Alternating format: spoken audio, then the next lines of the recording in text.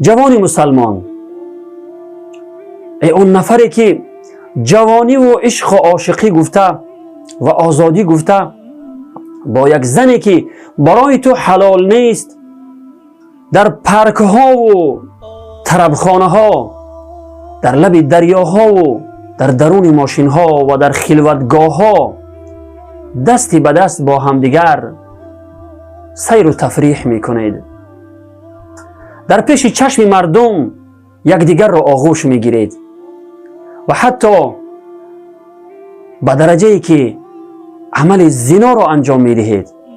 خوب به یاد داشته باشید جناب رسول الله صلی الله علیه و سلم درباره این فعل زشت و فحش شما چی میفرماید؟ خوب به یاد داشته باشید جوانان عزیز.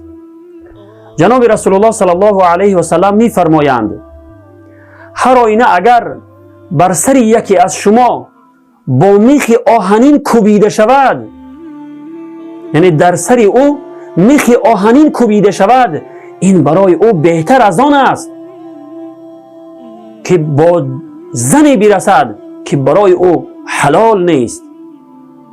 روایت ترمذی.